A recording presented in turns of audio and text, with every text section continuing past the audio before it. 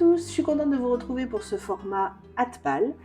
Et oui, vous avez compris, aujourd'hui on va parler de lecture numérique. Lecture numérique, aujourd'hui je vais vous parler d'un webtoon. Et oui, toujours cette plateforme de webcomics que j'adore, que je dévore. Je fais toujours de nouvelles découvertes en même temps sur cette plateforme. Je ne sais pas si c'est le cas pour vous, mais moi je fais vraiment de la découverte de nouveaux petits bijoux, de petites pépites. Allez, je vous parle de l'une d'entre elles que j'ai vraiment appréciée et que j'adore continuer de suivre au jour le jour. Il s'agit de la saga Like a Wind on a Dry Branch. Oh, tellement romantique comme titre. Oui, alors oui, pour les non-anglophones, comme le vent dans une branche sèche. Et oui. Alors, je vous ferai pas l'affront de vous donner à l'oral le nom du mangaka qui s'en occupe, parce que je vais l'écorcher. Je vous le mets là. Je vous l'incruste là. Non, parce que ça va pas être possible. Je saurais pas le prononcer. On est sur un webcomics de romance et de fantasy. On est sur quelque chose de très épique. Je pense que vous aurez compris le thème de la semaine si vous avez suivi sur les réseaux sociaux que j'anime. Oh oui, c'est ma semaine épique, c'est ma semaine fantasy. Allez, un petit topo de l'histoire.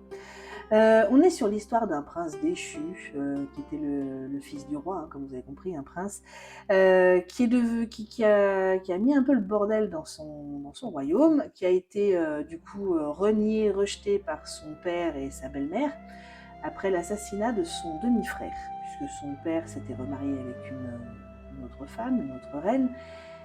Il a assassiné le fils de cette reine.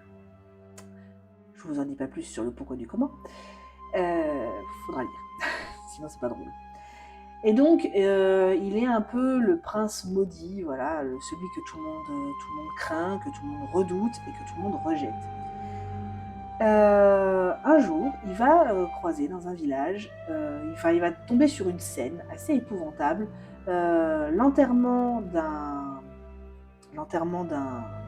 noble, d'un bourgeois en tout cas, d'un noble, d'un petit noble, qui va se faire enterrer, alors lui il est mort, hein, mais il va se faire enterrer avec une femme vivante. Donc la femme va être enterrée vivante. En fait, elle était la chose de ce noble, il avait mis le grappin dessus, et il avait décidé vraiment de lui pourrir la vie au point que quand il serait mort, il allait l'enterrer même si elle était encore vivante. Il voulait absolument partir avec. Elle s'appelle Rieta, c'est une belle jeune femme blonde, assez mystérieuse. Et face à cette scène assez épouvantable, notre prince cruel va intervenir et va récupérer, va sauver Rieta. Il va l'emmener avec lui dans son duché, qui est un royaume très très reculé voilà, sur les terres du royaume de son père. C'est vraiment le royaume qui est soumis aux démons, aux bêtes, voilà, qui est très... dont personne ne voulait. De toute façon, comme c'est un prince rejeté, il va là où personne n'ira le chercher, sur les terres maudites, pleines de bêtes sauvages, sanguinaires, de démons. Rieta, au début, a peur. Enfin, quelque part, oui et non. Elle est un peu léthargique au début de l'histoire, parce que elle sort de... Voilà, vous allez vite comprendre qu'elle a un passé vraiment très, très, très, très, très sombre, très, très triste. Elle a perdu son mari, qui est mort.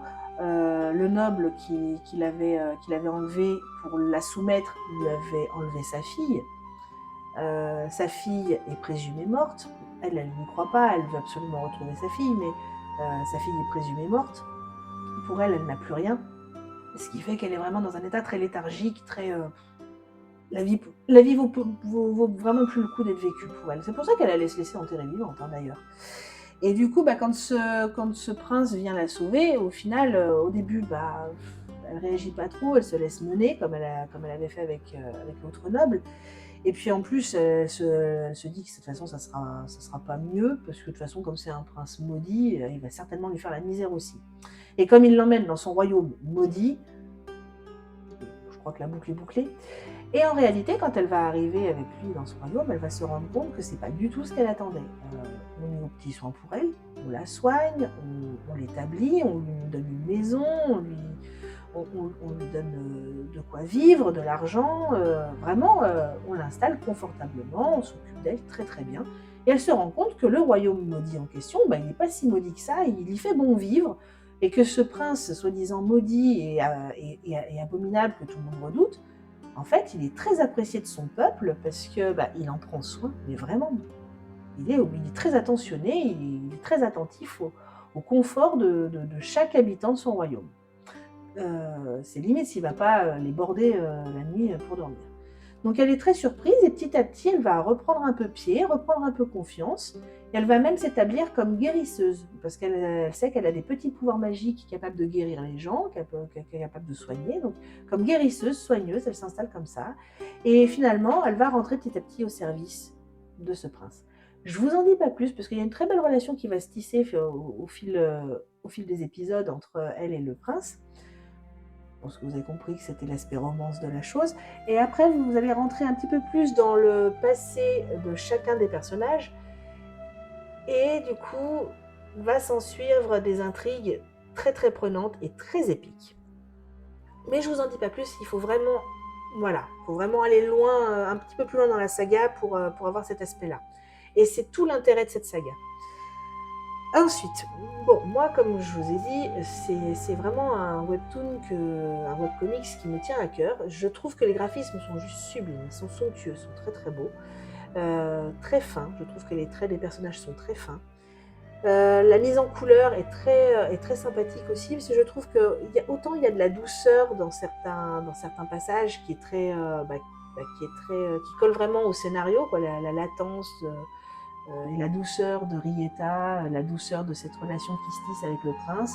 Bon, on est sur des couleurs qui correspondent, sur une mise en lumière qui correspond tout à fait. Et autant après, quand on rentre un petit peu dans le côté épique du scénario, on a vraiment un jeu de couleurs qui s'embrase et qui fait s'embraser l'image. Donc j'aime beaucoup cet aspect-là. La romance, je la trouve vraiment très douce et très fluide. C'est pas amené de façon brutale ou de façon forcée. Je trouve que ça suit très bien son cours. Et du coup, même si c'est un petit peu long, même si on a des moments où on dit allez-y, en fait non, pas tant que ça. On aime bien enfin moi en tout cas, j'aime beaucoup le fait que ça prenne son temps et que ça se fasse de façon aussi naturelle, aussi douce, aussi belle. Bon, la magie, les créatures, tout ça, tout cet aspect fantasy, ça rajoute un petit plus. C'est pas l'essentiel de l'histoire, mais ça rajoute un petit plus qui est vraiment sympathique, qui fait que c'est un univers qui me plaît bien à moi. Il y a beaucoup de rebondissements aussi, vous allez voir tout au long du scénario, des rebondissements qui sont liés au passé soit du prince, soit de Rieta. Et je trouve que ça brusque un peu le scénario par moment, et ça fait qu'on ne s'ennuie pas. Il y a beaucoup de rebondissements qui font que, voilà, c'est pas un scénario qui tourne en rond, c'est pas une histoire qui se mord la queue, ça fait avancer le schmilblick et c'est plutôt sympa. Voilà, pour moi, il y a de tout. On a aussi du frisson, du danger, on a un petit peu de tout dans ce webcomics. Pour moi, c'est vraiment un petit bijou. Je vous encourage vraiment à aller le voir et puis à me dire ce que vous en pensez. Voilà, parce que je vous dis, pour moi, ça a été une découverte comme ça, faite au hasard sur la plateforme et je regrette pas. Voilà. Allez, dites-moi ce que vous en pensez et puis en attendant la prochaine, lisez!